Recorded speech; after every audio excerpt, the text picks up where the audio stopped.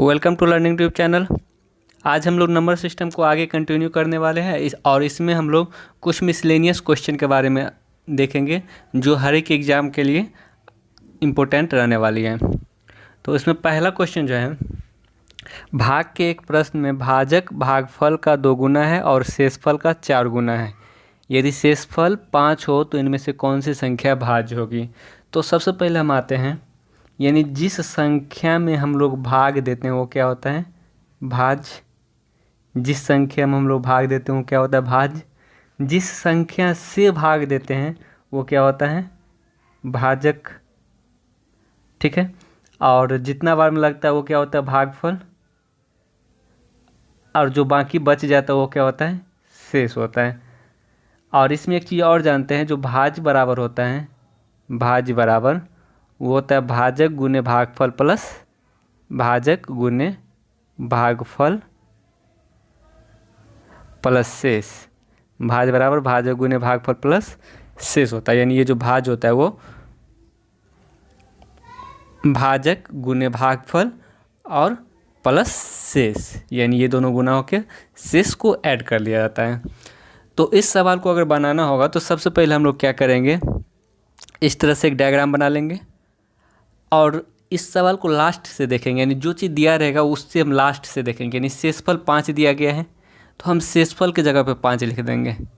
ठीक है। फिर बोला जा रहा है कि जो भाजक है वो भागफल का 2 गुना है और शेषफल का 4 गुना। यानी ये जो भाजक है वो शेषफल का 4 गुना है, तो इसका मतलब जो भाजक होगा वो 20 हो जाएगा। भाजक यहाँ पे जो सवाल में बोला गया है वो भाजक भागफल का 2 गुना और शेषफल का 4 गुना। यानी ये जो भाजक है वो शेषफल का 4 गुना है, तो इसका मतलब ये 20 होगा। और यही भाजक भागफल का 2 गुना है, तो इसका मतलब भागफल 10 हो जाएगा। यानी 10 का 2 गुना 20 होता है। तो हमारे पास सब कुछ पता चल गया, भाजक भी पता चल गया, भागफल भी पता चल गया और शेष भी पता चल गया। तो जब सब कुछ पता चल गया तो हम लोग भाज्य निकाल सकते हैं। भाज्य बराबर क्या होता है, भाजक गुने भागफल, यानी 20 गुने 10। भाज्य निकालना होगा तो भाजक गुने भागफल यानी 20 गुने 10 और प्लस शेषफल। शेषफल कितना दिया गया, 5। तो यानी 200 प्लस 5 205। यानी इसका जो आंसर होगा ऑप्शन नंबर ए हो जाएगा। एक और सवाल देख लेते हैं इस तरह से, जैसे भाग के एक प्रश्न में भाजक भागफल का 2 गुना है और शेषफल का 6 गुना है। तो सबसे पहले इस तरह से बना लेते हैं डायग्राम। उसके बाद यदि शेषफल 3 दिया गया तो हम लोग लास्ट से चलेंगे। यानी शेषफल दिया गया है 3 और भाजक के बारे में बोला जा रहा है कि भाजक भागफल का 2 गुना और शेषफल का 6 गुना। यानी ये जो भाजक है वो शेषफल का 6 गुना है, तो इसका मतलब 6 × 18 हो जाएगा। और यही भाजक भागफल का 2 गुना है, तो इसका मतलब भागफल 9 हो जाएगा। तभी तो 9 का 2 गुना ये 18 होगा। तो अब हमें भाज्य निकालना है, तो भाज्य बराबर क्या होता है, भाजक 18 गुने भागफल 9 और प्लस शेष 3। यानी 18 9 कितना होता है, 162 प्लस 3 यानी 165। यानी इसका जो आंसर होगा वो 165 आ जाएगा।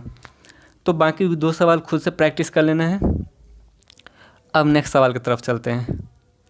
जैसे भाग के एक प्रश्न में भाजक भागफल का 4 गुना है और शेषफल से 4 अधिक है। तो इस सवाल को हम लास्ट से चलेंगे। शेषफल 8 दिया गया है, तो सबसे पहले हम शेषफल को 8 लिख देते हैं। और भाजक के बारे में बोला जा रहा है भागफल का 4 गुना और शेषफल भागफल से 4 अधिक है। यानी ये जो शेषफल है वो भागफल यहाँ रहता है, भागफल से ये 4 अधिक है, तो इसका मतलब भागफल 4 हो जाएगा। भागफल से अगर 4 अधिक है शेषफल तो भागफल 4 हो जाएगा। और भाजक जो है वो भागफल का कितना गुना है, यहाँ पे लिखा गया है कि भाजक जो है भागफल का 4 गुना है। तो इसका मतलब जो भाजक होगा इसका 4 गुना कितना हो जाएगा, 16। तो यहाँ से अब हमें भाज्य निकालना है, तो भाज्य बराबर क्या होता है, भाजक 16 गुने भागफल 4 अब प्लस शेष 8। यानी 16 चौका 64 प्लस 8 यानी कितना आ जाएगा, 72 आ जाएगा। इसका जो आंसर होगा ऑप्शन नंबर बी हो जाएगा। तो इसी तरह डायग्राम अगर हम बना लेंगे तो हमें सारा चीज़ क्लियर मिल जाएगा और हम लोग इस सवाल को इजी वे में बना सकते हैं। अब जैसे ये सवाल खुद से प्रैक्टिस कर लेना है, नेक्स्ट सवाल की तरफ आते हैं। ये सवाल हम लोग पिछले वाले वीडियो में भी पढ़ चुके थे, एक बार फिर से देख लेते हैं। क्या बोला जा रहा है कि भाग के एक प्रश्न में शेषफल 18 है उसी भाजक के साथ भाज्य को दोगुना करने पर शेषफल 13 बचता है। तो हम बोले थे कि अगर हम संख्या को दोगुना करेंगे तो शेषफल भी दोगुना हो जाएगा। पहले शेषफल 18 था, फिर जब हम भाज्य को दोगुना करें यानी संख्या को दोगुना कर रहे हैं तो शेषफल 36 बचना चाहिए, लेकिन शेषफल बच कितना रहा है 13।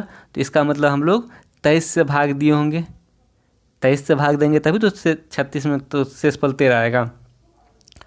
तो जो भाजक होगा वो कितना हो जाएगा 23 हो जाएगा। और ये सवाल हम लोग पिछले वाले वीडियो में भी देख चुके थे। अब जैसे यही सवाल देखते हैं, यानी शेषफल 7 है। यदि भाजक के साथ भाज्य को दोगुना होने पर, यानी अगर हम भाज्य को दोगुना यानी संख्या को दोगुना करेंगे तो शेषफल भी दोगुना बचना चाहिए, यानी 14 शेष बचना चाहिए। लेकिन शेष बच कितना रहा है 3 बच रहा है। तो इसका मतलब हम लोग 11 से भाग देंगे, 11 से भाग देंगे 14 में तभी तो शेष 3 बचेगा ना। तो यानी इसमें जो भाजक होगा वो 11 हो जाएगा। अब नेक्स्ट आते ये सवाल हम लोग पिछला वीडियो में पढ़ चुके थे। 759 में किसी संख्या से भाग देने पर शेषफल 91 बचता है। तो उस संख्या को 23 से भाग देने पर, यानी 759 का ही मल्टीपल कितना है 23 है। 759 का ही मल्टीपल अगर 23 मिल जाए तो कुछ नहीं करना है, इस 23 से हम लोग क्या करेंगे शेषफल में ही डायरेक्ट भाग दे देंगे। 91 है तो कितना बार में लग जाएगा। अगर बाय द वे हम गलती से 4 बार में लगा दिए गलती से, तो 4 × 12 4 × 8 = 9, यानी 92 आ गया। तो यानी -1 शेष बचा। और शेषफल नेगेटिव होता नहीं है तो हम क्या करेंगे, अगर शेषफल नेगेटिव आ जाए तो हम लोग क्या करेंगे भाजक में से वो शेषफल को घटा देंगे। तो यानी जो शेषफल आएगा इसका 22 आ जाएगा। ठीक है, एक तो आप नॉर्मल तरीका से भी बना सकते हैं। दूसरा, अगर हम एक ज़्यादा बार में लगा देंगे तो शेषफल नेगेटिव आएगा, और शेषफल नेगेटिव होता नहीं है, इसीलिए हम क्या करेंगे भाजक में से उस नेगेटिव शेषफल को घटा देंगे, जो आएगा वही रिमाइंडर बच जाएगा। अब नेक्स्ट आते हैं, जैसे कोई संख्या 12 से उतना ही अधिक है जितना 46 से कम। जैसे कोई संख्या x था, हम x मान लिए, ये 12 से अधिक है, कितना अधिक है तो x - 12। अगर बोलता 16 12 से अधिक है, कितना अधिक है तो 16 - 12 यानी 4 अधिक है। उसी तरह हम मान लिए कि संख्या x है तो वो 12 से अधिक है, कितना अधिक है तो हम अंतर निकालेंगे। उतना ही अधिक है जितना 46 से कम है, यानी ये संख्या 46 से कम है, कितना कम है यानी 46 - x हो जाएगा। और ये जितना अधिक है उतना ही कम भी है, तो इसका मतलब दोनों बराबर हो जाएगा। अगर ये x इधर आएगा तो 2x बराबर कितना हो जाएगा 8 5, यानी x बराबर कितना हो जाएगा 29, 29 दूना 58। तो यहाँ से जो उस संख्या आ गया वो 29 आ गया। ठीक है, तो ये मेरा बेसिक तरीका हो इस सवाल को सॉल्व करने का। अब अगर हम डायरेक्ट बनाना चाहें तो डायरेक्ट भी इस सवाल को हम लोग बना सकते हैं। जैसे कोई संख्या 12 से उतना ही अधिक है जितना कि 46 से कम, तो इसका मतलब हमें बीच वाला संख्या पूछ रहा है, क्योंकि ये जो बीच वाला संख्या है वो 12 से उतना ही अधिक है जितना कि वो 46 से कम है। तो इसका मतलब हमें बीच वाला संख्या पूछ रहा है, और बीच वाला संख्या क्या होता है औसत। यानी इसका मतलब अगर हमें औसत निकालना है तो वो संख्या क्या हो जाएगा, दोनों को जोड़ के और 2 से डिवाइड कर देंगे। तो दोनों को जोड़ेंगे तो कितना आ जाएगा 58/2 यानी 29 आ जाएगा इसका आंसर। इस पे बेस्ड एक और सवाल देखते हैं। कोई संख्या 8 से उतनी ही अधिक है जितना कि वो 22 से कम है, यानी 8 से उतना ही अधिक है ये जितना कि 22 से कम है। इसका मतलब बीच वाला संख्या पूछ रहा है, और बीच वाला संख्या जो होता है वो क्या होता है औसत। और औसत निकालने के हम लोग क्या करेंगे 22 + 8/2 यानी 22 8 30। इसको अगर हम 2 से डिवाइड करेंगे तो 15 आ जाएगा, यानी जो बीच वाला जो संख्या होगा वो 15 आ जाएगा। यानी 15 8 से 7 अधिक है, और जितना वो 22 यानी 22 से कितना कम है 7 कम है, बराबर आ गया। तो हम क्या करेंगे, अब ये एक इस तरह की ये जो सवाल हैं वो एक तरीके से और पूछा जा सकता है कि किसी वस्तु को 8 रुपये में बेचने पर उतनी ही हानि होता है जितना कि 22 रुपये में बेचने पर लाभ। तो ये इस तरह से भी सवाल आ सकता है, तो भी हम लोग इसी तरीके से बनाएंगे इसको। बाकी 2 सवाल खुद से प्रैक्टिस कर लेना है। अब नेक्स्ट सवाल आते हैं, निम्न में से वो छोटी से छोटी संख्या कौन होगी जो जिसे 16 से गुना करने पर 116 का गुणज प्राप्त हो। यानी कोई संख्या होगी, यानी जिसको हम 16 से गुना करेंगे तो 116 का गुणज प्राप्त हो। तो सबसे पहले हम क्या करेंगे, इस सवाल को शॉर्ट फॉर्म में तोड़ लेंगे। अनुपात में अगर तोड़ेंगे तो 4 से 4 बार में, और ये 4 से कितना बार में, 29 बार में। ठीक है, अगर हमें 16 में उस संख्या से गुना करना है कि 116 का गुणज प्राप्त हो, तो हम इसका जो शॉर्टेस्ट फॉर्म 29 आया, हम इस 29 को इस 16 में गुना कर देंगे तो जो 116 का गुणज प्राप्त हो जाएगा। अगर ये सवाल ये रहता कि 116 में हम किस संख्या से गुना करें कि वो 16 का गुणज प्राप्त हो जाए, तब हम ये 4 को 116 में गुना कर देंगे तो ये 16 का गुणज प्राप्त हो जाए। लेकिन यहाँ पे बोला जिससे 16 से गुना करने पे ना, तो 16 से हम ये 29 को गुना करेंगे तो 116 का गुणज प्राप्त हो जाएगा। जैसे एक सवाल देखते हैं, ये सवाल कि निम्नलिखित वो छोटी से छोटी संख्या कौन होगी जिसे 12 से गुना करने पर 28 का गुणज प्राप्त हो। यानी हम किसी संख्या को 12 से गुना करेंगे तो 28 का गुणज प्राप्त हो। तो सबसे पहले इसको हम शॉर्टेस्ट फॉर्म में ले आएंगे। तो शॉर्टेस्ट फॉर्म में लाएंगे तो ये कितना हो जाएगा, 4 से हम काटेंगे तो 4 से 3 बार में और 4 से 7 बार में। यानी हम 12 में 7 से गुना कर देंगे तो ये क्या आ जाएगा, 28 का गुणज प्राप्त हो जाएगा। जैसे 12 में हम 7 से गुना करेंगे तो 84 हो जाएगा, और 28 को 3 से गुना करेंगे तो 84 हो जाएगा। यानी 28 का गुणज आ जाता है। तो इसीलिए हम इसका जो आंसर होगा 12 में हम 7 से गुना करने पे। ठीक है, उसी तरह इसको और इस दोनों को बना लेना है। अब नेक्स्ट सवाल देखते हैं। एक संख्या में 1/2 माइनस 1/3 जोड़ा जाए तो इसका जो कैलकुलेशन करेंगे तो क्या हो जाएगा, 3 यहाँ पे 2 यहाँ पे 1/6 हो जाएगा। यानी कोई संख्या x है, अगर इस संख्या x में हम 1/6 जोड़ देते हैं, यानी इसका कैलकुलेशन 1/6 आ गया, तो फिर प्राप्त योगफल में से 1/2 का 1/3 घटा देते हैं। अब ये जो योगफल प्राप्त हुआ इसमें से हम 1/2 का 1/3 यानी ये 1/6 हो जाएगा। यानी इसमें से अगर हम 1/6 घटा देते हैं तो जो शेषफल आता है, यानी ये जो शेषफल बचता है वो कितना बचता है, 1/2 प्लस 1/3। अगर 1/2 प्लस 1/3 हमको ऐड करेंगे तो नीचे 6 आ जाएगा, और 3 यहाँ पे 2 यहाँ पे, यानी 5/6 आ जाएगा। अब यहाँ से x + 1/6 बराबर ये 1/6 इधर आएगा तो प्लस 1/6 यानी 1 हो जाएगा, 6/6 यानी 1। अब ये 1/6 इधर आएगा तो x बराबर 1 - 1/6 यानी 5/6। ऑप्शन नंबर ए इसका राइट आंसर होगा। तो ये कुछ कुछ चीज़ें सवाल भी है। जैसे ये सवाल, किसी संख्या का 20% यदि दूसरी संख्या में जोड़ा जाए, जिसे हम कोई संख्या x मान लेते हैं, इसका अगर हम 20%, इस x का 20% अगर हम दूसरी संख्या y में जोड़ रहे हैं, पहली संख्या को x माने दूसरी संख्या को y माने, पहली संख्या x का 20% अगर हम y में जोड़ रहे हैं तो दूसरी संख्या 15% से बढ़ जाती है। यानी अगर 15% बढ़ जाती है तो इसका मतलब दूसरी संख्या 115% हो जाती है। ठीक है, यानी जब हम पहली संख्या का 20% दूसरी संख्या में ऐड किए तब जो दूसरी संख्या आया वो 15% बढ़ गया। तो फिर यहाँ से हम लोग इस सवाल को सॉल्व करके आंसर निकाल सकते हैं। तो x का 20% इधर रहने देते हैं, और ये y अगर हम इधर माइनस करेंगे तो -y हो जाएगा, ये y, तो ये 100 से मल्टीप्लाई हो जाएगा तो ये 15y/100 हो जाएगा। तो अब ये 00 कट गया तो x जो y आ गया वो 15/20 आ गया, तो यानी 3/4, यानी जो x y का अनुपात है वो 3:4 आ जाएगा। ऑप्शन नंबर ए इसका राइट आंसर होगा। तो बाकी इस तरह से 2 सवाल खुद से बना लेना है, 3 सवाल। अब नेक्स्ट सवाल की तरफ देखते हैं।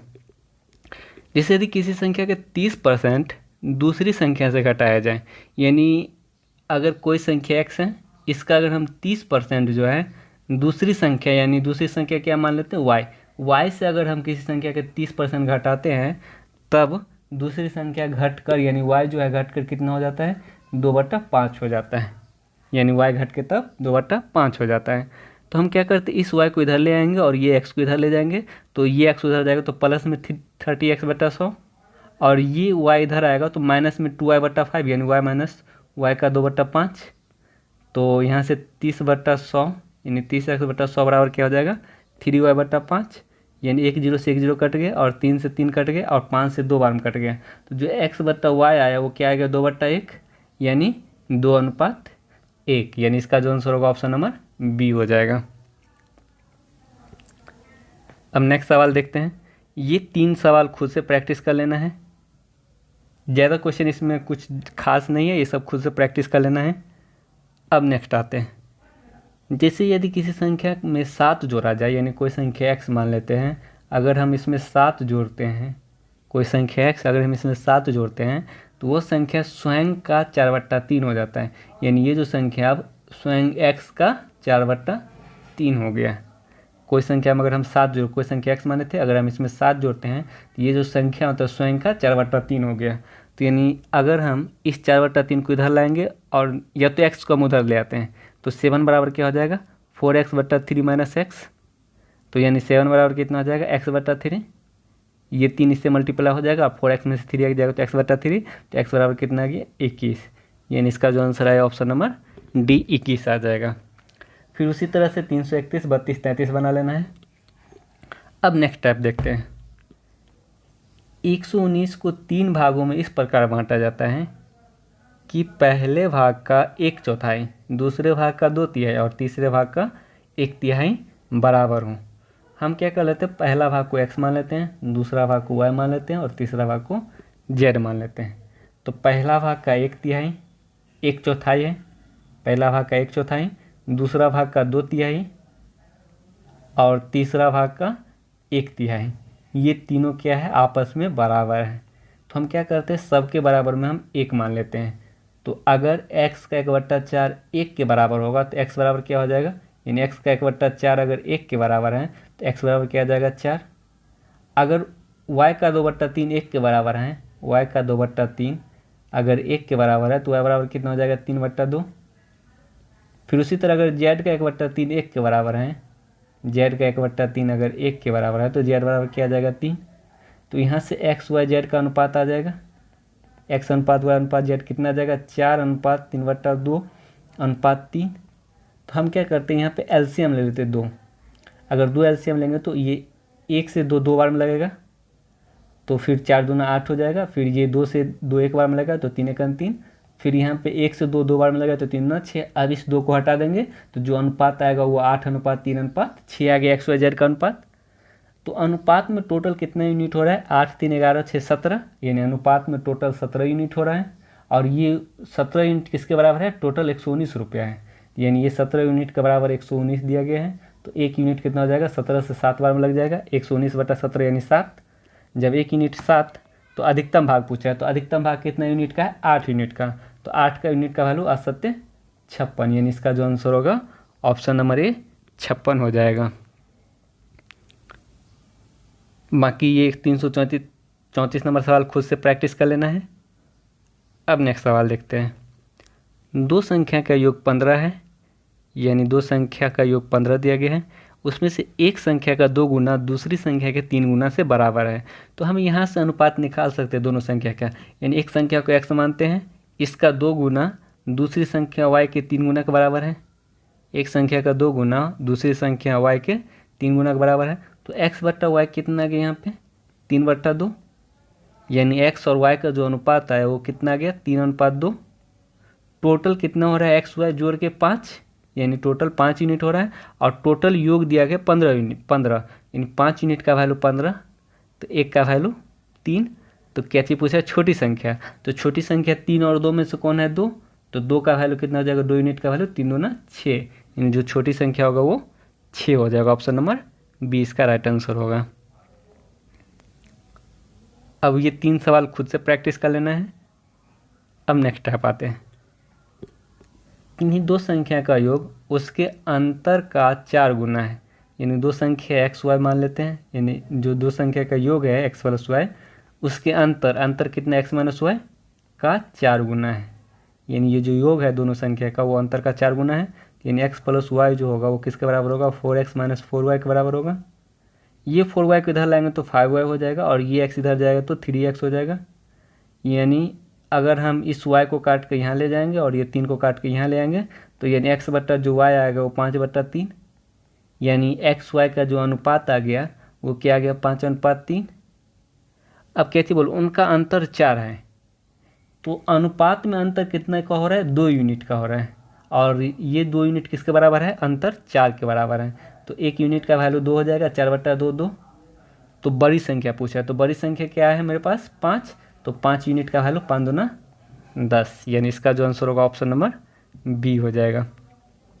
तो इस तरह से सवाल जब भी है तो हम क्या करेंगे, दोनों संख्या में पहले अनुपात निकाल लेंगे, फिर अनुपात निकालने के बाद उस अनुपात का जो वैल्यू होगा वो रियल वैल्यू से इक्वेट कर देंगे। अब ये 3 सवाल खुद से प्रैक्टिस कर लेना है। अब नेक्स्ट सवाल देखते हैं। किन्हीं दो संख्या का अंतर 6 है, उनका योग का छठा भाग 5 है, तो संख्या ज्ञात करें। यानी दो संख्या का अंतर 6 दिया गया, यानी x माइनस वाई कितना दिया गया, 6 दिया गया। उनके योग का छठा भाग 5 है, यानी योग x प्लस वाई का जो योग है उसका जो छठा भाग है वो कितना है, 5 दिया गया है। तो x प्लस वाई कितना हो जाएगा, 30 हो जाएगा। अब इक्वेशन ये फर्स्ट आ गया और ये इक्वेशन सेकेंड आ गया। दोनों इक्वेशन को सॉल्व करके एक्स वाई का वैल्यू निकाल सकते हैं। तो अगर हम दोनों इक्वेशन को सॉल्व करेंगे तो ये वाई कैंसिल हो जाएगा, तो 2x बराबर कितना हो जाएगा, 36। तो x बराबर कितना हो जाएगा, 18।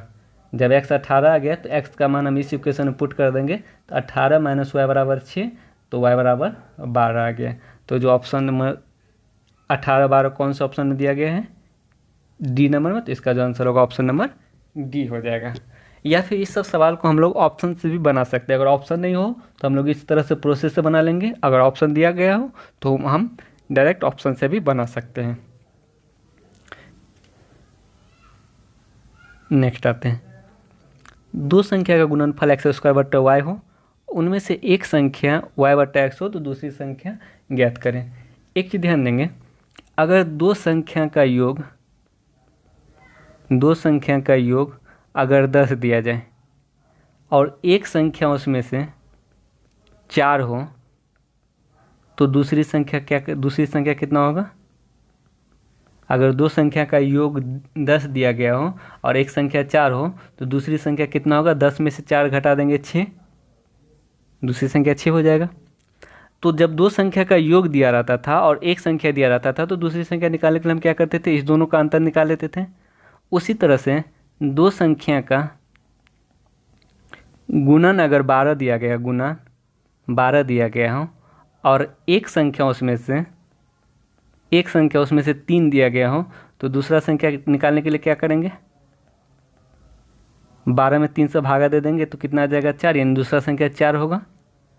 तो कहने का मतलब है कि अगर दो संख्या का योग दिया जाए और उसमें से एक संख्या दिया जाए तो दूसरी संख्या निकालने के लिए हम माइनस कर देंगे।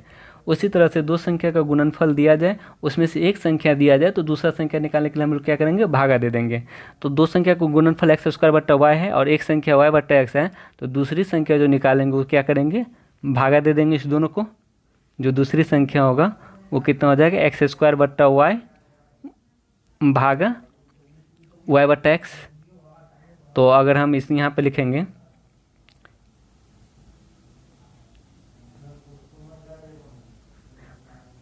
तो अगर यहाँ पे निकले एक्स स्क्वायर बट्टा वाई और ये भागा को अगर हम गुना बदलेंगे तो साइन पलट जाएगा, यानी एक्स बट्टा वाई हो जाएगा।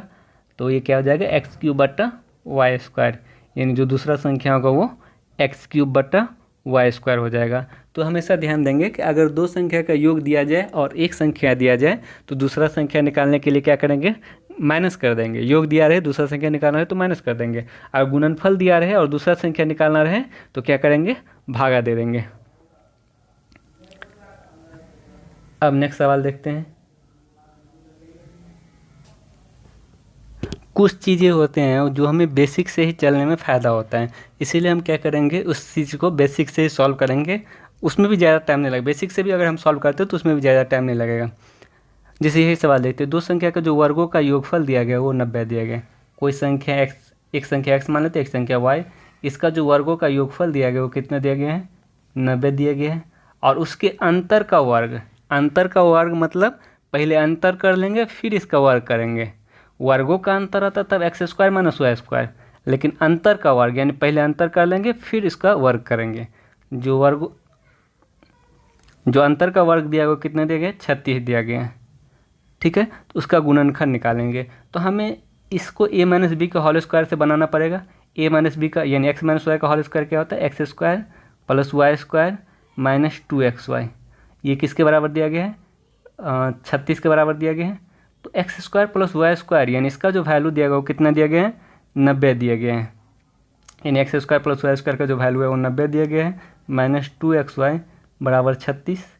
अब ये 2xy को उधर ले जाते हैं और ये 36 को इधर ले आते हैं, तो 36 इधर अगर माइनस होगा तो कितना हो जाएगा 54, तो xy बराबर कितना हो जाएगा 27। तो क्या चीज़ पूछ रहा है, संख्या का गुणनफल क्या होगा, तो जो संख्या का गुणनफल आ गया वो कितना आ गया 27 आ गया। तो बाकी इसी तरह से हम दोनों सवाल को बना सकते हैं, 49, 50 और 51। अब नेक्स्ट सवाल देखते हैं। दो संख्या का जो गुणनफल है उसके अंतर का 6 गुना, कोई एक संख्या x मान लेते हैं और दूसरा संख्या y मान लेते हैं, ठीक है। इसका जो गुणनफल है उसके अंतर यानी x माइनस वाई के 6 गुना के बराबर है, ठीक है। यदि उन दोनों संख्या का योगफल 9 हो, यानी x प्लस वाई जो दिया गया है वो कितना दिया गया है 9 दिया गया है, तो बड़ी संख्या ज्ञात करें। तो अगर हम इस सवाल को बेसिक से सॉल्व करने की कोशिश करेंगे तो बहुत ज़्यादा समय लग जाएगा। तो हम क्या करेंगे कि जैसे यहाँ पे दो संख्या का योग जो है वो 9 दिया गया है, तो हम ऑप्शन में देखेंगे कि किस दो संख्या का जो योग है वो 9 हो रहा है। तो हम देख रहे हैं यहाँ पे 3 और 6 का जो योग हो रहा है वो 9 हो रहा है। तो हम क्या करेंगे, हम मान लेते हैं कि 3 और 6 यानी वो संख्या 3 और 6 हैं। तो हम देखते हैं क्या ये इक्वेशन को सेटिस्फाइड कर रहा है, 6 3 9 हो जा रहा है। उसके बाद क्या इस इक्वेशन को भी सेटिस्फाइड कर रहा है या नहीं, तो अगर हम देखें तो यानी यहाँ 3 प्लस 6 यानी 6 3 18 हो जाएगा, इजकल टू 6 में से 3 गया 3 गुने 6 यानी 18 इजकल टू 18 आ रहा है। तो इसका मतलब हमारा इक्वेशन सेटिस्फाइड हो रहा है। तो इसका जो आंसर होगा ऑप्शन नंबर, इसमें बड़ी संख्या पूछा है तो बड़ी संख्या कौन हो जाएगा 6 हो जाएगा। तो इस तरह का सवाल जब भी आए तो हम क्या करेंगे, इसको ऑप्शन शेप बनाएंगे। अब नेक्स्ट सवाल देखते हैं। जैसे किसी दो संख्या का गुणनफल 96 है, उन संख्या का अंतर उसके योग से 16 कम है। तो गुणनफल यानी x गुने y कितना दिया गया है 96 दिया गया है, उसका अंतर जो है योगफल से 16 कम है, यानी अंतर हो जाएगा x माइनस वाई और योगफल कितना हो जाएगा x प्लस वाई। ये जो अंतर है वो योगफल से 16 कम है, ठीक है। तो अगर हम ये x को इधर लाएंगे तो ये x कट जाएगा, ये y को इधर ले आते हैं 16 इधर ले आते हैं, ये y इधर आएगा तो 2y बराबर कितना हो जाएगा, ये 16 इधर आएगा तो 16, तो y बराबर कितना हो जाएगा 8। यानी जब हमें दूसरा संख्या ये 8 पता चल गया तो ये पहला संख्या कितना हो जाएगा 12, 12 से 96 या ये 8 को उधर जाएंगे तो डिवाइड होगा तो 12 हो जाएगा। तो उसमें से बड़ी संख्या पूछा तो बड़ी संख्या इसमें 12, यानी ये ईजी वे में आ गया, 12 इसका आंसर हो जाएगा। बाकी 3 सवाल खुद से प्रैक्टिस कर लेना है। अब नेक्स्ट सवाल देखते हैं। किन्हीं दो संख्या का योगफल 10 है, उनका गुणनफल 20 है। ये बहुत सारे एग्जाम में क्वेश्चन आ चुके हैं। जैसे दो संख्या का योगफल दिया गया वो कितना दिया गया 10 दिया गया, यानी x प्लस वाई जो दिया गया है वो कितना दिया गया 10 दिया गया है, और उसका गुणनफल 20 यानी x गुने वाई कितना दिया गया है 20 दिया गया है। तो उनके व्युत्क्रम का योग पूछ रहा है। व्युत्क्रम का योग बदले तो यानी उसका उल्टा, यानी x का व्युत्क्रम क्या होता है 1/x होता है, ठीक है। तो इसके व्युत्क्रम का योग यानी x का व्युत्क्रम 1/x और y का व्युत्क्रम 1/y, यानी ये योग पूछ रहा है 1/x प्लस 1/y क्या होगा। अगर हम यहाँ x y एलसीएम लेंगे तो ये y इधर ये x इधर, यानी x प्लस वाई ऊपर बचेगा। हमारे पास दोनों चीज़ दिया गया, यानी x प्लस वाई का वैल्यू कितना दिया गया 10 और x इंटू वाई का जो वैल्यू है वो 20 दिया गया, तो 10/20 यानी 1/2 आ जाएगा इसका राइट आंसर। तो ये बहुत सारे एग्जाम में अभी तक सवाल आ चुके हैं, इसलिए इसका एक सवाल और देख लेते हैं। एक क्वेश्चन नंबर 358 देखते हैं। दो संख्या का योगफल 5 दिया गया, यानी x प्लस वाई कितना दिया गया है 5 दिया गया है, और उसका गुणनफल 15 दिया गया, यानी x इंटू वाई कितना दिया गया है 15 दिया गया है, ठीक है। तो उन दोनों संख्या के व्युत्क्रम का योग निकालना है, यानी व्युत्क्रम बोले तो उल्टा, यानी 1/x प्लस 1/y इसका मान निकालना है। तो हम क्या करेंगे, यहाँ से x y एलसीएम लेंगे तो ऊपर हो जाएगा x और ये प्लस y। अगर x y एलसीएम लेंगे तो y ये y ऊपर और x भी ऊपर चला जाएगा तो x प्लस वाई बचेगा। तो x प्लस वाई का वैल्यू 5 दिया गया और x इंटू वाई का वैल्यू 15 दिया गया, तो यानी इसका जो आंसर होगा वो 1/3, यानी इस सवाल का जो आंसर होगा वो 1/3 हो जाएगा। तो बाकी खुद 359 और 360 नंबर खुद से बना लेना है। अब नेक्स्ट टाइप आते हैं। किसी संख्या में से अगर हम एक जोड़ने पर संख्या के व्युत्क्रम का 6 गुना प्राप्त होता है। कहने का मतलब कोई संख्या x है, अगर हम इसमें एक जोड़ दिए तो जो संख्या का व्युत्क्रम हो गया 1/x इसका 6 गुना प्राप्त होता है, ठीक है। यानी किसी संख्या में अगर हम एक जोड़ दिए तो उसके व्युत्क्रम का 6 गुना प्राप्त होता है। तो अगर ये एक्स इधर होगा तो एक्स स्क्वायर प्लस 1, ये एक्स इससे मल्टीप्लाई होगा तो यानी एक्स स्क्वायर प्लस एक्स बराबर 6, यानी ये द्विघात समीकरण में आ गया। अगर हम इस द्विघात समीकरण को सॉल्व करेंगे तो मिनिमम 2 से 3 मिनट लगेगा। तो अगर कभी भी द्विघात समीकरण आता है एग्जामिनेशन में तो हमें उसे द्विघात समीकरण से नहीं बनाना है, हमें उस समय ऑप्शन का यूज करना है। यहाँ पे क्या बोला, कोई संख्या एक्स में अगर हम 1 जोड़ते हैं तो व्युत्क्रम का 6 गुना प्राप्त होता है। तो हम ऑप्शन ले लेते हैं। अगर ऑप्शन भी वही लेंगे कि ताकि ये एक्स इस 6 को काट सकें, तो हम 2 पहले लेकर देखते हैं, पहले ऑप्शन नंबर 2 लेकर देखते हैं। तो यानी 2 + 1 3 हो जाएगा, इजिकल टू 1/2 में अगर 1/2 गुने 6 यानी 2 × 6 3, यानी 3 = 3 आ गया। तो जो इसका आंसर होगा वो बी नंबर ऑप्शन हो जाएगा। जैसे कहने का मतलब है, ये देख लेते हैं 361 नंबर, किसी संख्या में से अगर हम 1 जोड़ते हैं तो व्युत्क्रम का 12 गुना प्राप्त होता है। तो यानी कोई संख्या x है, अगर हम इसमें 1 जोड़ दिए तो ये व्युत्क्रम का कितना प्राप्त हुआ, 12 गुना प्राप्त हुआ। ठीक है, तो सबसे पहले हम क्या करेंगे, x के बदले में वो संख्या लेंगे जो ये 12 को काट दे। तो पहले 2 लेकर देखते हैं, तो 2 1 3 यहाँ हो जाएगा और 2 से 6 बार में कटेगा तो 3 = 6 आ गया, यानी ये 2 नहीं हो पाएगा। फिर क्या करते हैं, 3 लेकर देखते हैं, 3, तो 3 + 1 4 = 1/3 गुने 12, यानी 3 × 4 = 12, यानी 4 = 4 आ गया। तो इसका मतलब जो x का वैल्यू होगा वो इसका भी आंसर 3 हो जाएगा। ठीक है, बाकी 2 सवाल खुद से प्रैक्टिस कर लेना है। अब नेक्स्ट सवाल देखते हैं। 2 संख्या का योग और गुणनफल क्रम से 11 और 30 है, इनके व्युत्क्रम का योगफल ज्ञात करें। यानी सवाल यही है, इसी टाइप से हमको इसको भी बनाना है। योग कितना दिया गया, x + y कितना दिया गया 11 और x × y कितना दिया गया 30 दिया गया। तो व्युत्क्रम का योग निकालना है, यानी 1/x + 1/y निकालना है, यानी x y एलसीएम लेंगे तो क्या बचेगा ऊपर x + y। तो x + y 11 दिया गया है और x y कितना दिया गया 30 दिया गया, तो 11/30, यानी इसका जो आंसर होगा ऑप्शन नंबर 20 का राइट आंसर होगा। बाकी 3 सवाल खुद से प्रैक्टिस कर लेना है। अब नेक्स्ट आते हैं, ये जो सवाल है ये एसएससी में पूछा गया था कि 2 संख्या का अंतर योगफल और गुणनफल का अनुपात क्रम से 1 5 और 12 है, तो उन संख्या का वर्गों का योगफल ज्ञात करें। तो हम 2 संख्या ए भी मान लेते हैं, तो a - b यानी अंतर कितना दिया गया x, यानी 1x मान लेते हैं, और a + b जो दिया गया वो कितना दिया गया है 5x दिया गया है। 1 5 12 का अनुपात था, यानी योग अगर x है तो अंतर अगर x है यानी 1x, तो योग कितना है 5x है, और गुणनफल कितना है वो 12x है। ठीक है, 2 संख्या ए भी माने थे ना, तो a × b जो है वो कितना दिया गया है 12x दिया गया है। यानी अनुपात में हम कोई भी कोफिशिएंट से गुना कर सकते हैं, तो x से हम हर जगह गुना कर दिए। तो अगर हम इस दोनों को सॉल्व करेंगे तो ये b से b कट जाएगा, यानी 2a बराबर कितना हो जाएगा 6x, तो a बराबर कितना गया 3x।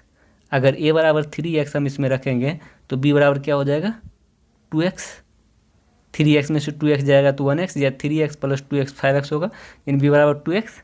अब ये a और b का मान हम क्या करते हैं यहाँ पे पुट कर देते हैं, a बराबर 3x और b बराबर 2x बराबर 12x, तो 3 × 6x² बराबर 12x, तो x से x² 1 हटेगा तो 1x बराबर कितना हो जाएगा, ये 6 उधर भागा होगा तो 2, यानी x बराबर जब 2 आ गया तो पहला संख्या कितना हो जाएगा 3 दूना 6 और दूसरा संख्या कितना हो जाएगा 2 दूना 4।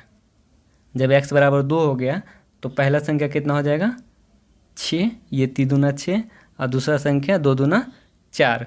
तो इसके वर्गों का योगफल पूछ रहा है, यानी 6 का स्क्वायर 36 और 4 का स्क्वायर 16, यानी 36 + 16 52, यानी इसके जो वर्गों का योगफल होगा वो 52 होगा। ये सवाल एसएससी में आ चुका है।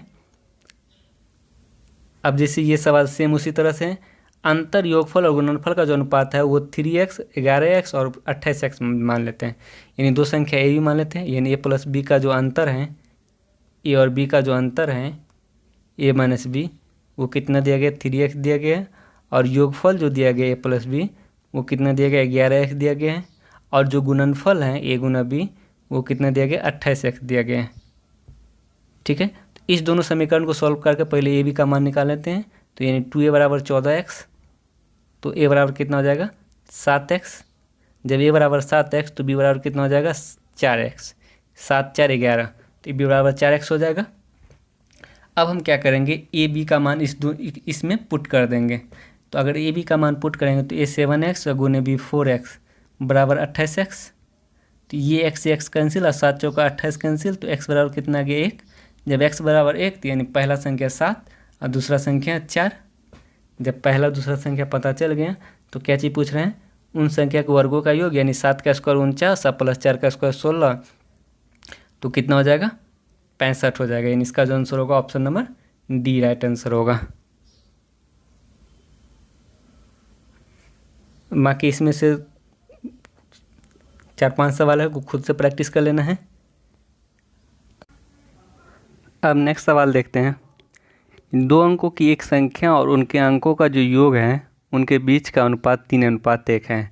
तो सबसे पहले जो लोग नहीं जानते उसको बता देते हैं कि जो 2 अंकों की संख्या होती है, 2 अंकों की संख्या,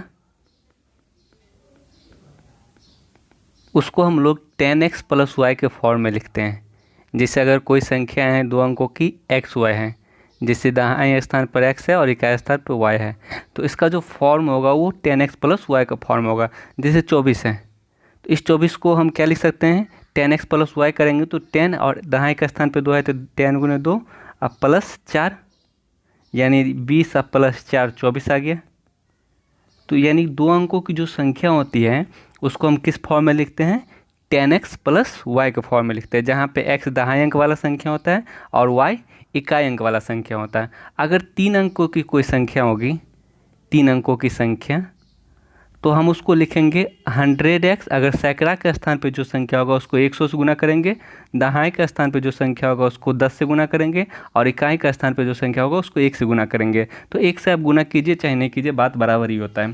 तो जो 3 अंकों की संख्या होगी हम उसको किस फॉर्म में लिखेंगे, 100x + 10y + z, यानी इसको हम z मान लेते हैं, 10y + z के फॉर्म में लिखेंगे। ठीक है, तो यहाँ जो सवाल पे आते हैं। और हाँ, जैसे अगर 24 है, 24 को अगर लिखना होगा तो यानी 10x + y के फॉर्म में लिखेंगे तो 10 × 2 + 4 यानी 20 + 4 24 आ जाता है। लेकिन अंकों का योग अगर पूछेगा तो केवल दाहिने और इकाई को जोड़ देना है, यानी 2 + 4 6। उसी तरह से यहाँ पे अंकों का योग पूछे तो यानी ये क्या हो जाएगा, x यहाँ पे है और एक अंक x है और एक अंक y है, तो यानी इसके जो अंकों का योग होगा वो x + y हो जाएगा। 2 अंकों की संख्या का जो फॉर्म होता है 10x + y होता है और अंकों का योग जो होता है वो x + y होता है। तो यहाँ पे सवाल में कि 2 अंकों की एक संख्या, तो 2 अंकों की एक संख्या क्या होगा, 10x + y होगा, और उसके दोनों अंकों का योग, क्या होगा, x + y होगा। अगर हम ये x y कोई संख्या मानते हैं, x दाएं स्थान पर और y इकाई स्थान पे हो, तो उस संख्या का जो फॉर्म होगा 10x + y और अंकों का योग x + y, इस दोनों का जो अनुपात है वो 3:1 है। तो हम यहाँ से क्रॉस मल्टीप्लिकेशन करके x y का अनुपात निकाल लें, यानी 10x + y बराबर 3x + 3y। ये 3x इधर आएगा तो यानी 7x बराबर 2y हो जाएगा, 7x बराबर 2y। तो x अनुपात y क्या आ गया यहाँ से 2/7, यानी ये y को काट के नीचे ले आए, ये और ये 7 को काट के नीचे ले आए, तो x अनुपात y का अनुपात जो है 2:7 आ गया। जब x और y का अनुपात जब 2:7 आ गया तो हम x अनुपात y जब 2:7 आ गया, उसके बाद क्या चीज़ बोला जा रहा है कि इकाई वाला स्थान पर आने वाला, दाहिने वाले स्थान पर आने वाले अंक से 5 अधिक है। तो अनुपात में भी 5 अधिक है, वास्तव में भी 5 अधिक है, यानी 5 का वैल्यू 5, तो 1 का वैल्यू 1, तो 2 का वैल्यू 2 हो जाएगा और 7 का वैल्यू 7 ही हो जाएगा। तो जो संख्या होगा वो 10x + y होता है संख्या, 10x के बदले में क्या हो जाएगा 2 और y के बदले में 7, यानी 10 × 20 7 27, वो जो संख्या होगा वो 27 हो जाएगा। ऑप्शन नंबर बी हो जाएगा इसका आंसर। तो ये बेसिक चीज़ था, जो चीज़ जानकारी में रहना ज़रूरी रहता है। अगर इस टाइप का जब भी सवाल आए तब हमें क्या करना है, ऑप्शन से बनाना है, ऑप्शन से बनाना है। तो जैसे ये सवाल है, किन्हीं 2 अंकों की एक संख्या और उसके अंकों के योग का जो अनुपात है वो 3:1 है। अगर हम जैसे 36 लेते हैं, 36 में संख्या 36 हो गया और अंकों का योग 6 3 9 हो गया। तो इस दोनों के अंकों का जो अनुपात आ गया वो 4:1, और जबकि यहाँ पे बोला जा रहा है 3:1, तो 36 नहीं हो पाएगा आंसर। अगर हम 27 लेते हैं तो जो संख्या है 27 और अंकों का योग 9, 7 2 9, यानी यहाँ पे जो संख्या और अंकों का योग आ रहा है 3:1 आ रहा है, तो यानी ये 27 नंबर हो सकता है। अगर दो संख्या रहता है, जैसे ये बी नंबर, अगर दो ऑप्शन मिल जाता तब हम ये दूसरा वाला स्टेटमेंट से चेक करते, लेकिन यहाँ पे एक ही स्टेटमेंट से एक ही ऑप्शन मिला है, तो हम आगे चेक नहीं करेंगे। तो इसको बाय ऑप्शन भी बना सकते हैं और प्रोसेस से भी बना सकते हैं। प्रोसेस जानकारी रहना इसलिए ज़रूरी है क्योंकि कभी कभी बाय ऑप्शन अगर काम नहीं करें तो हम उस समय प्रोसेस यूज करेंगे। जैसे एक 373 नंबर सवाल देख लेते हैं कि दो अंकों की एक संख्या को हम किस फॉर्म में लिखते हैं, 10x + y के फॉर्म में लिखते हैं, और उसके अंकों का योग को हम किस फॉर्म में लिखते हैं, x + y। यानी अगर कोई दाएं स्थान पर x संख्या हो और एक स्थान पर y हो तो हम इस संख्या को किस फॉर्म में लिखेंगे, 10x + y, और अंकों का योग x + y, और इस दोनों का जो अनुपात है वो 8:1 है। तो यहाँ से हम अगर क्रॉस मल्टीप्लिकेशन करेंगे तो 10x + y बराबर 8x + 8y। अगर ये इधर आएगा यानी 2x बराबर 7y, तो यानी x और y का जो अनुपात आया वो 7:2 आ गया। और उस इकाई वाला जो स्थान पर आने वाले अंक से 5 अधिक है, यानी x y का जब अनुपात 7:2 आ गया, और यहाँ भी इकाई वाला स्थान पर दाएं से 5 अधिक है, यानी 5 का वैल्यू 5 हो जाएगा, तो 1 का वैल्यू 1, तो यहाँ 7 का वैल्यू 7 और 2 का वैल्यू 2, यानी जो संख्या होगा x 7 और y 2, यानी 72, यानी ये जो संख्या होगा वो 72 हो जाएगा। ऑप्शन नंबर डी हो जाएगा। ठीक है, तो ये तो प्रोसेस हो गया। अगर बाय द वे नेक्स्ट सवाल को हम लोग ऑप्शंस बनाने की कोशिश करते हैं। दो अंकों की एक संख्या और उनके अंकों के योग का जो अनुपात है वो 6:1 है। हम ये 54 ले लेते हैं, तो 54 में संख्या 54 हो गया और अंकों का योग कितना हो जाएगा, 5 4 9, तो यानी 6:1 आ जा रहे हैं। ठीक है, और इकाई वाला अंक पर स्थान पर आने वाला दाएं वाले अंक से 1 कम हो, तो वैसे भी यहाँ पे भी इकाई वाला जो है दाएं से 1 कम है, यानी इसका जो आंसर होगा ऑप्शन नंबर ए हो जाएगा। बाकी कोई भी ऑप्शन लीजिएगा तो वो सेटिस्फाइड नहीं कर पाएगा। और बाकी दो क्वेश्चन जो है वो खुद से प्रैक्टिस कर लेना है। अब नेक्स्ट सवाल देखते हैं। यदि दो अंकों की एक संख्या को अपने अंकों के योग का x गुना है तो बताएं कि अंकों का स्थान बदल देने से प्राप्त नई संख्या अपने अंकों के योग का कितना गुना होगा। तो हम क्या करते हैं, दो अंकों की एक संख्या अपने अंकों के योग का अगर x गुना है तो हम संख्या को a भी मान लेते हैं, यानी दाएं स्थान पर a और इकाई स्थान पर b।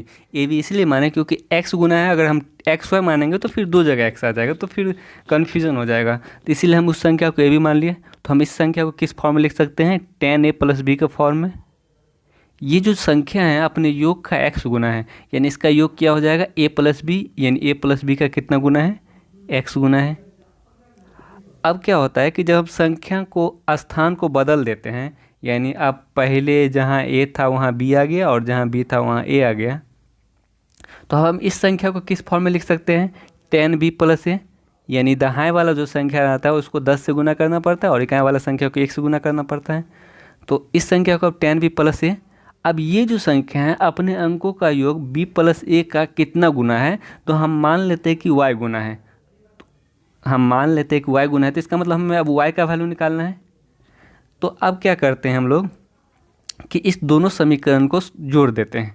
तो यहाँ 10a + a 11a, यहाँ b + 10b यानी 11b बराबर, अगर हम इस दोनों में से a + b कॉमन लें, कहने का मतलब जैसे a + b × x है प्लस a + b × y है।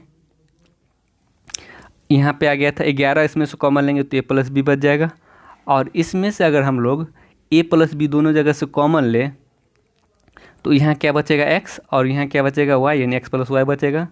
अब दोनों बगल से a + b और a + b कैंसिल हो जाएगा, यानी x + y कितना आ गया, 11।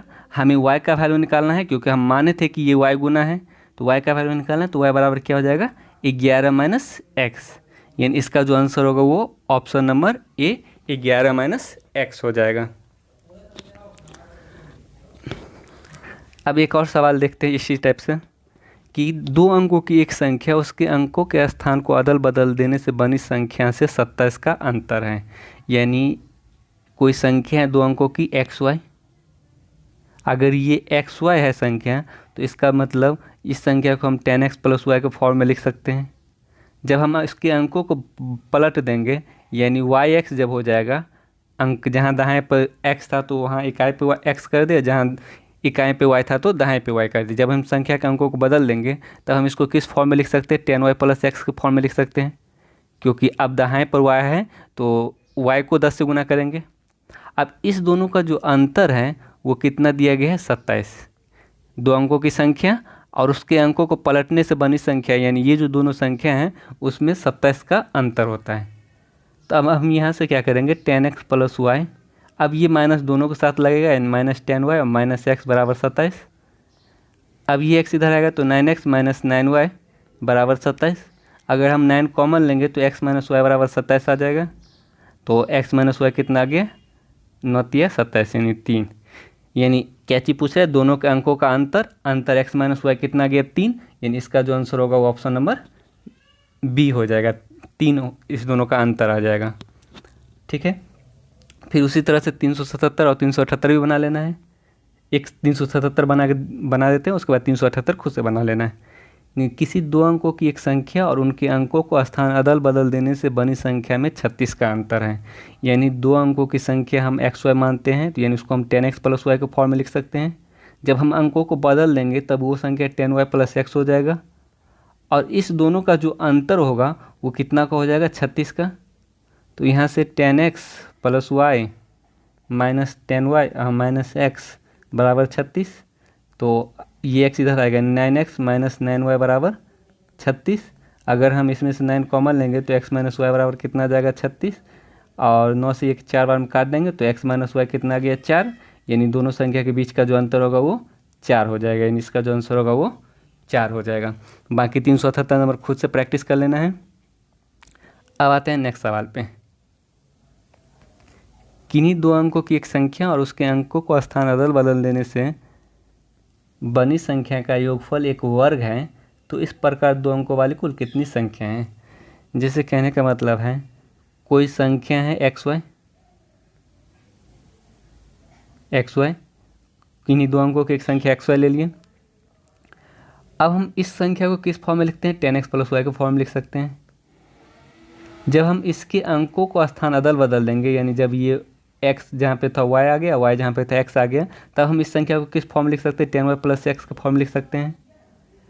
इस प्रकार बनी संख्या का योगफल, यानी इस दोनों संख्या का जो योगफल आएगा वो एक पूर्ण वर्ग होगा।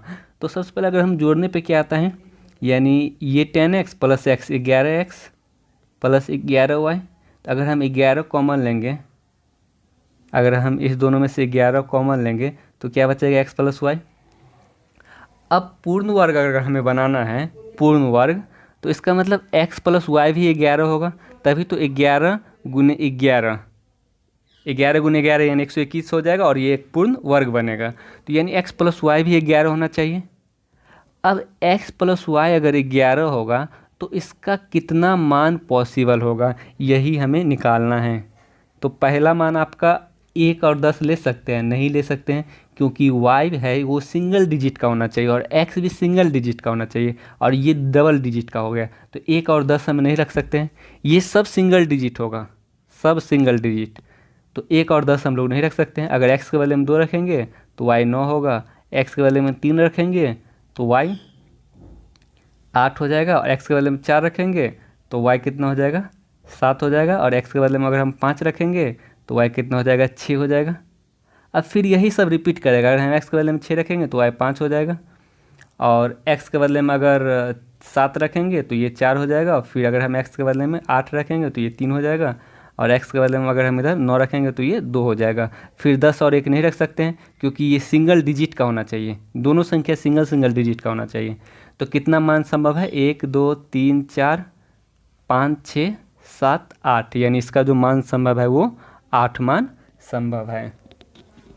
जैसे एक सवाल और देखते हैं कि जब इस टाइप का सवाल नहीं मिल पाए, खैर कोई बात नहीं, तो हम इस सवाल को इसी तरह से बनाएंगे। यानी जो x + y आएगा वो जब 11 हो जाएगा तब ये क्या होगा? पूर्ण वर्ग बन जाएगा, और वो 11 कितने तरीके से आ रहा है? तो 8 तरीके से आ रहा है। तो इसका मतलब इसका जो आंसर होगा वो 8 हो जाएगा। अब एक और सवाल देखते हैं। इसमें 2 अंकों की एक संख्या को इसके अंकों के गुणनफल के साथ गुना करते हैं तो गुणनफल 24 प्राप्त होता है। यदि उसी संख्या को उलट कर लिखी जाए और उसके अंकों के गुणनफल के साथ गुना किया जाए तो गुणनफल 42 प्राप्त होगा। जिससे अगर हम इसको 10x + y के फॉर्मूले इस तरह से लेकर बनाएंगे और x × y यानी गुणन अंक जो उसके अंकों के गुणनफल से गुना करने पे कितना प्राप्त होता है 42, तो ये बहुत ज़्यादा कॉम्प्लिकेटेड हो जाएगा। तो हम क्या करेंगे, इसको ऑप्शन से बनाएंगे।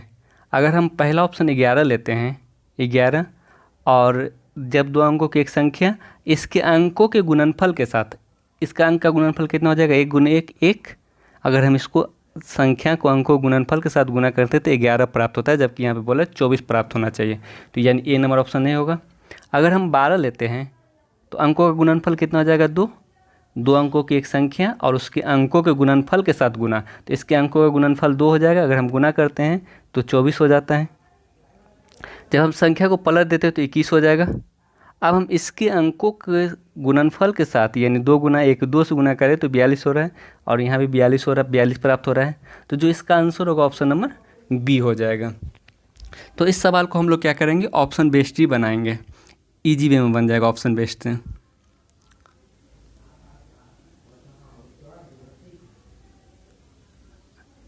अब जैसे ये नेक्स्ट सवाल ये 380 81 82, अगर इसमें ऑप्शन दिया रहता तो हम लोग ईजी वे में बना सकते थे। खैर कोई बात नहीं, जब ऑप्शन मिले तो इसी ऑप्शन से इस सब सवाल को बना लेना है। अब नेक्स्ट आते हैं। किन्हीं 3 अंकों की एक संख्या इकाई स्थान वाला अंक दाएं वाले अंक का 1.5 गुना है। यानी 3 अंकों की संख्या है, जो इकाई वाला अंक है वो दाएं वाले का 1.5 गुना है और सैकड़े का स्थान पर आने वाला अंक दाएं का स्थान का आधा है। यानी जो सैकड़े वाला पर आएगा वो दाएं का स्थान का आधा हो जाएगा। तो हम क्या करते हैं, इस पे अनुपात में हम वैसा संख्या लेते हैं जिसका 1.5 गुना और आधा करने में सुविधा हो। तो हम सम संख्या में से कोई ऐसा संख्या मान लेते हैं जिसका 1.5 गुना और आधा करने में सुविधा होगा। तो हम दाएं वाले स्थान को 2x मान लेते हैं। तो इसका 1.5 गुना ये है, तो 2 का 1.5 गुना कितना हो जाएगा 3x, यानी इकाई वाला 3x हो जाएगा और सैकड़ा वाला कितना हो जाएगा, इसका आधा होगा तो ये x हो जाएगा। अब ये इक्वेशन को सेटिस्फाइड कर रहा है। जैसे क्या बोला, 3 अंकों वाली एक संख्या इकाई स्थान पर आने वाला अंक दाएं पे आने वाला अंक का 1.5 गुना है। यानी इकाई पे जो अंक आया वो दाएं का 1.5 गुना आया, 2 का 1.5 गुना 3 हो जाता है। फिर सैकड़े का स्थान पर आने वाला संख्या दाएं का स्थान का आ गया, यानी जो सैकड़े पर आया वो दाएं का आधा है। तो अब मेरा इक्वेशन सेटिस्फाइड कर रहे हैं। अब क्या चीज़ बोले, यदि संख्या के अंकों का योग 18 है, यानी इस तीनों के अंकों का जो योग है वो 18 है, यानी x + 2x + 3x, 3 2 5 1 6x का वैल्यू जो है वो 18 दिया गया है। तो x कितना हो जाएगा 3। जब x 3 तो इसका मतलब जो सैकड़ा पे आएगा 3 3 9, सॉरी इकाई पे 9 और ये 3 2 6 और ये 3, यानी वो जो संख्या होगा वो 369 हो जाएगा। तो वो संख्या ज्ञात करें, यानी जो संख्या होगा वो 369, ऑप्शन नंबर 20 का राइट आंसर होगा। तो कभी भी संख्या, आगे भी हम लोग सवाल पढ़ेंगे इस सब के बारे में जानेंगे, तो कभी भी जो संख्या माना जाता है वैसा संख्या माना जाता है जिसका 2 गुना आधा ये सब करने में सुविधा रहता है, वैसा संख्या माना जाता है। अब हम लोग आगे आते हैं, जैसे ये सवाल देख लेते हैं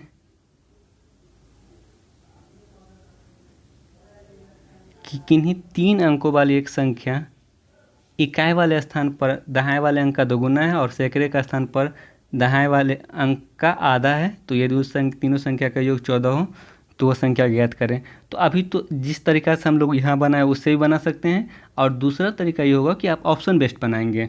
ऑप्शन बेस्ड अगर बनाते हैं तो अंकों का योग 14 होना चाहिए। तो कौन से ऑप्शन में अंकों का योग 14 दिया गया, 4 12 2 14, यानी ये ऑप्शन हो सकता है डी। 5 3 8 6 14 ये भी हो सकता है, 4 2 6 और 8 14 ये भी ऑप्शन हो सकता है, 4 3 7 8 15 ये ऑप्शन नहीं होगा। तो सी नंबर ऑप्शन वैसे ख़त्म, ए नंबर, क्योंकि अंकों का योग 14 होना चाहिए, यहाँ पे 15 हो रहा है। अब दूसरा ऑप्शन चेक करते हैं, इकाई वाला जो अंक है वो दाएं वाला को 2 गुना, तो ठीक है, ऑप्शन नंबर बी में इकाई वाला दहाई का दोगुना हो रहा है, यानी 248 में जो इकाई वाला है वो दहाई का दोगुना है। 536 में भी सेम कंडीशन, इकाई वाला जो है वो दहाई का दोगुना है। और 842 में सेम कंडीशन नहीं है, क्योंकि इकाई वाला जो है वो दहाई का आधा हो गया। तो 842 ऑप्शन ख़त्म हो गया। अब क्या बोल रहे हैं नेक्स्ट, कि सैकड़े का स्थान पर पाए जाने वाला अंक दहाई का स्थान का आधा है, यानी सैकड़ा में जो है वो दहाई का आधा है, यानी यहाँ आधा नहीं हो रहा है, तो ये ऑप्शन ख़त्म। यहाँ पे जो सैकड़ा पे स्थान पे है वो दहाई का आधा है, यानी केवल एक ही ऑप्शन 248 मिल रहा है, तो इसका आंसर जो होगा वो 248 होगा। यानी इसको हम ऑप्शन से भी बना सकते हैं, और दूसरा तरीका हम इसको इस तरीके से भी बना सकते हैं। अब नेक्स्ट सवाल देखते हैं। यदि 3 अंकीय एक संख्या के वर्गों का योग 56 है, उस संख्या के तीनों अंक का योग 12 हो, तो उस संख्या में अगर 396 जोड़ा जाए तो प्राप्त संख्या क्रम उल्टे में लिखे होंगे, तो वो संख्या ज्ञात करें। तो इस सब सवाल जब भी आए ऐसा सवाल, तो हम क्या करेंगे, ऑप्शन बेस्ड चलेंगे। ऑप्शन बेस्ड ये ईजी में बन जाएगा। 3 अंकीय एक संख्या के अंकों का वर्गों का योग अगर 56 है, उस संख्या के तीनों अंकों का योग 12 है, तो पहले हम ऑप्शन में खोज लेते हैं कि कहाँ पे तीनों अंकों का योग 12 हो रहा है। तो 2 3 5 4 9 ये ऑप्शन ख़त्म, अंकों का योग 9 हो रहा है। 4 2 6 6 12 ये हो सकता है। 3 2 5 4 9 ये ऑप्शन भी ख़त्म, और यहाँ पे 6 4 10 2 12 ये भी ऑप्शन हो सकता है।